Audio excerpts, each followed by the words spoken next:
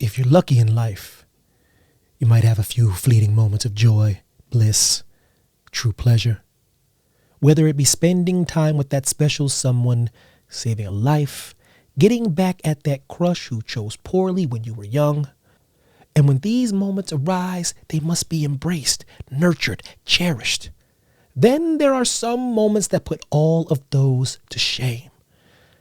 That brings me to quite possibly the greatest film ever made by any man. Now, before I dive into this Sistine Chapel-like production, I know this may sound tongue-in-cheek. You may think I'm doing this for clicks and clout, but make no mistake, my obsession for Lifetime movies must be explored. I cannot, nay, will not deny it anymore. Not what you was expecting, huh? Then maybe you shouldn't be too quick to judge. You thought I was covering up my identity with B-roll? I'm trying to build trust. I'm trying to cultivate a relationship between the audience and myself. How am I supposed to do that? By hiding, by not telling everybody, showing the world, putting a face to the voice. You know where I learned about trust and honesty and integrity and building relationships with love and honesty? Lifetime movies. So without further ado, this rendition, the first episode of Mack's Guilty Pleasures.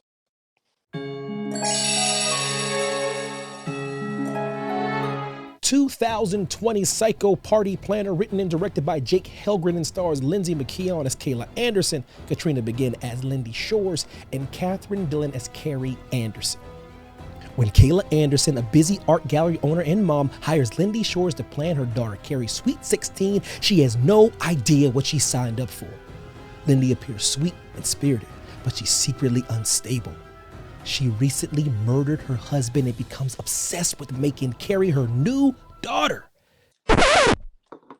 You see, this is what I'm talking about. This is why I get the way I get. That is an oversimplification of what happened. Did she kill her husband? Maybe. But y'all saw in the beginning, and if you haven't seen the movie, I'm sorry, spoiler alert. Her husband was going at her saying very nasty, very hurtful things. He was mean to her. And he stood too close to the staircase. Accidents happen. Damn, I love me a Lifetime movie. Lindy eliminates her competition. There was another woman in the running. Her name was Dolce. She strolled up into her crib. She creeped up in her little B&E and bangs her in the head with a stone statuette, and then she steals her dog. Damn, that's gangster. At least she took care of the dog. Damn. She's doing anything to curry favor.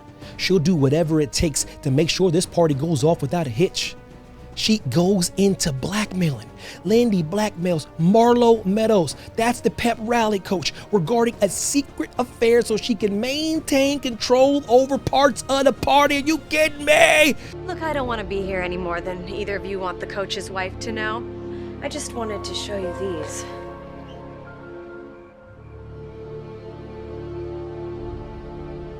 Okay then. So as you know, Carrie wants the drill team to perform at her Sweet 16. And now that you've seen what I have here, you're gonna make that happen if you want these deleted after. The audacity, the unmitigated gall, but the stick-to-itiveness, the effort, the hustle, it must be respected. Now let's get to the final confrontation. In the climax, Lindy kidnaps Kayla and Marlo, holds them at gunpoint, tries to convince Carrie to join her side, even though she just revealed to be her mom like 5 seconds ago, just a cup of coffee ago. Carrie, don't you see? I am your mother. What? Yes, I am her mother. Then she reveals her full plan, this whole time trying to eliminate the parents, just so she can gallivant off with her. This is crazy. We can get you help. Let us help you, please. But things end violently. Kayla accidentally kills Lindy while trying to stop her using a snow globe that Lindy had when Lindy was a baby. What a callback! Now, faithful and loyal listeners, that brings us to the greatest segment of all, the final segment, the coup de grace. The segment is called, Can I Fix It?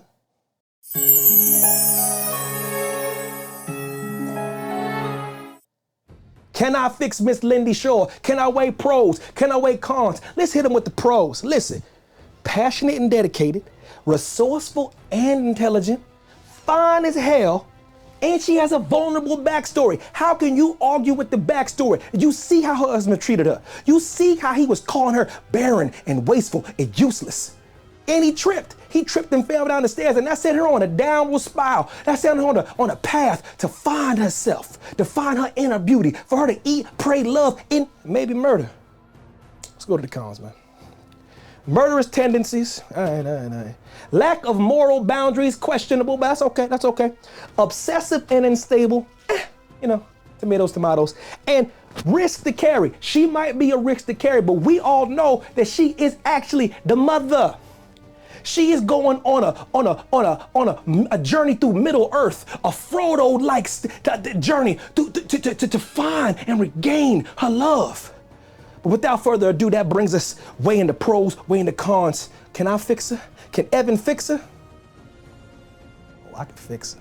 That was my review, my honest opinions on Psycho Party Planner, a very misunderstood woman who has a great eye for detail and can throw one hell of a party. Did you see that shindig she threw?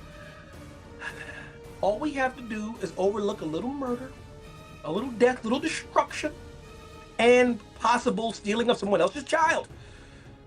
If we can get through all of that as an audience, if you and I, if we can all just come together on that, then when you come for the next episode, we be all right. Let's start off on the right foot. Team Lindy Shores on 3.